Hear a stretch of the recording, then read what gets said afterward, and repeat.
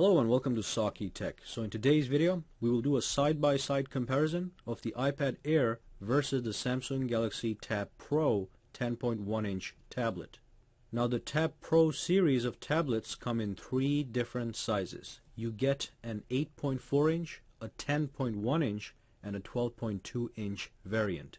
In this video, we will concentrate on the 10.1-inch variant versus the iPad Air, so let's dive in and start with the build quality. Now the iPad comes out on top in build quality with its premium aluminum finish that every iPad owner appreciates. It's solid and shiny, and when you hold it in your hands, it is clear that you paid good money for this sleek looking tablet. The Samsung Tab Pro follows in the footsteps of the Samsung Note 2014 edition and retains the imitation leather finish on the back with the fancy stitches around the edges.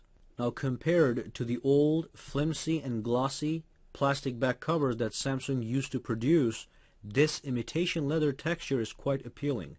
It is still plastic, yet it professes a premium finish, and on top of that it is easier to hold due to the better grip. Now as far as build quality and the aesthetics go, I think the iPad wins here. There is a clear-cut difference in build quality and the looks. Though holding the Samsung Note Pro in your hands without a case is actually easier. iPad Air may feel like it will slip from your hands and shatter to smithereens any moment because of its more slippery nature. And that makes me shudder as well, because a tablet is not a cheap expense, so make sure you buy a case for your iPad. Okay, so next let's talk about the weight and dimensions, and here are the specifications. The Tab Pro 10.1-inch weighs 469 grams, which surprisingly is equal to the iPad Air, which also weighs 469 grams. I swear Samsung did this on purpose, but I have no complaints. I love light tablets. The Tab Pro 10.1-inch is 243.1 millimeters in length and 171.4 millimeters wide, whereas the iPad is 214 millimeters in length and 169.5 millimeters wide. The Tab Pro is only 7.3 millimeters thick, while the iPad is 7.5 millimeters in thickness. So the Tab Pro is thinner than the iPad and has the same weight, but with slightly larger length and width. The win goes to the Tab Pro, but really the numbers are so minuscule in difference, it may be considered a draw. You can decide this in the comments. The next thing I want to talk about is the screen size and resolution. So the Tab Pro comes with a screen resolution of 2560 by 1600 pixels with a pixel density of 299 ppi. The iPad Air comes with a resolution of 2048 by 1536 pixels with a pixel density of 264 ppi. Now the Tab Pro is a 10.1-inch screen size, and the iPad Air is a 9.7-inch in screen size. Now in this department, the Samsung comes out on top with the higher specs all around. However, the screen PPIs on each of these devices is already too high to make a difference to the naked eye. They will both come across quite crisp and clear.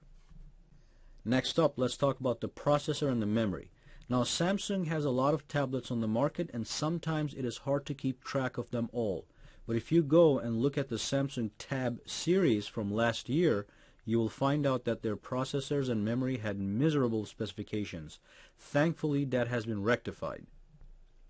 In the new Tab Pro 10.1-inch, you get either the Samsung Exynos octa-core processor with the Wi-Fi model, or the Snapdragon 800 processor with the LTE model with 2 GB of RAM on both variants. Now the octa-core is a total of 8 cores, with 4 cores clocked at 1.9 GHz and the other 4 cores clocked at 1.3 GHz. The Snapdragon is a powerful quad-core processor clocked at 2.3 GHz. Now in comparison, the iPad Air comes with a dual-core A7 processor clocked at 1.4 GHz with 1 GB of DDR3 RAM. So on paper, Tab Pro has superior specs, but we will run a processor and memory benchmark at the end of this video to highlight real-world performances. Let me quickly touch on the price. Both of these tablets start at $499 with 16 gigabytes of storage to get you started. The only difference is that the Tab Pro comes with a microSD slot which allows you to add more storage as needed. Now, who doesn't love that? Even Apple fanboys can appreciate that. Just kidding. So let's move on to the software. Okay, so next up, let's talk about the software. iPad runs on the latest version of iOS 7, which comes with some useful features like the Control Center and the updated Notifications Center. Samsung runs on the latest version of Android KitKat 4.4 with the newly refreshed Samsung Magazine UX overlay. Now, this is a brand new tile-based interface where you can add all kinds of widgets and information on your individual magazine-styled pages. You still retain TouchWiz. The underlying concept is the same, however. You still customize individual pages, but the presentation has changed for the better, in my opinion. In this category, I side with the Samsung. Its operating system is simply much more appealing and useful to me than iOS 7, which is virtually uncustomizable as opposed to Android. With Android, you can tweak the looks of your device to meet some very specific needs. I can have live widgets keeping me up to date with relevant information such as news and the weather. I can move these widgets around. I can empty my home screen completely if I want to show off a gorgeous background picture and such. With iOS 7, all you get is a static lock screen and a static home screen populated with apps and folders. As far as customization goes, all you can really do is change your wallpaper. Now, one more thing that the Tab Pro does better is the multitasking capacity. You can have up to 2 separate programs running at the same time in 2 small windows on the entire screen on the Tab Pro. This is a great productivity feature which is not possible with the iPad Air with iOS 7. As for overall smoothness and fluidity goes, Android with Magazine UX and iOS 7 are both very smooth. iOS 7 may score 100 on smoothness, whereas the Android with Magazine UX may score 90 with occasional lag. Not enough to get on my nerves at all. Now, another important thing to note is that the apps from the App Store on iOS 7 are definitely better designed, better looking, and better optimized. Though we have to make a clear distinction here. Magazine UX interface is exceptional in quality and function, but when it comes to App Store apps, iOS 7 offers better apps as opposed to Play Store apps from Google. So next, let's talk about the camera. I have never used a camera on a tablet that I ever owned, whether that was an iPad or an Android tablet. But here are the specifications for those of you who actually care. iPad Air has a rear-facing 5 megapixels iSight camera and a 1.2 megapixels front-facing camera, which they also call the FaceTime camera. Now, the Tab Pro has an 8 megapixel rear-facing camera with flash and a 2 megapixels front-facing camera. Both these devices are capable of recording video in 1080p using the rear-facing camera. On the iPad, you cannot record at 1080p with the front-facing camera. It's going to be 720p. On the Samsung, you can do 1080p on both ends. And finally, let's take a look at the battery before we move on to the benchmarks. The Samsung Galaxy Tab Pro has a 8,220 milliamp hours battery, which will translate to a full day of generous use without any problems. Samsung is advertising their battery life as up to 9 hours on the Tab Pro.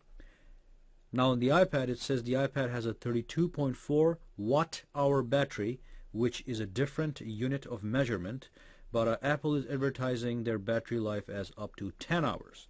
So basically, this also translates to a full day of generous use. And by generous use, I mean browsing the web, listening to music, watching some YouTube videos, playing a couple games, not all day long, but a couple hours maybe. So the iPad may actually give you that extra hour being advertised. Okay, so finally, let's run the benchmarking test that will measure the processor and the memory performance on both of these devices. We will use the cross-platform benchmarking tool called the Geekbench tool, which actually emulates real-world scenarios to get you realistic numbers, and then you can compare them across different platforms. So let's dive right in. So the first thing I want to do is I want to make sure that nothing is running in the background on the iPad, and let's do the same for the Samsung. So let's clear all the applications that are running and go to the Task Manager and also clear the RAM. That's an option we have on the Samsung. Okay, so both of these guys are clean. So let's launch the Geekbench tool, one, and then let's launch it on the Samsung as well. It's at the bottom right over there. There we go. Okay, and then just click Run Benchmark. And like I said, this benchmark utilizes real-world scenarios, and it measures the processor and the memory performance. And the numbers we get at the final results are comparable across different platforms. You can always go to geekbench.com to verify that information. So I'm going to let this run all the way through. Okay, the iPad is done. Now the smaller number is the single core score, and the bigger number is the multi-core score. Okay, so you get a performance number for one processor and multiple processors at the same time using Geekbench. Samsung should be done in a second. And there we go. So the single core performance, the iPad beats the Tab Pro, but on the multi-core performance, the Tab Pro beats the iPad. So you can look at the numbers and just compare the results here. And that concludes this video. Alright, so that brings us to the end of this video. Go ahead and subscribe to my channel for more videos to come. Give me a thumbs up if you liked this video. And also you can go ahead and connect with me socially on Google+, Facebook, and Twitter, for which all the links are in the description below. Thank you again, and I'll see you the next time. And if you have any questions, comments, concerns, just throw them down in the comments section below.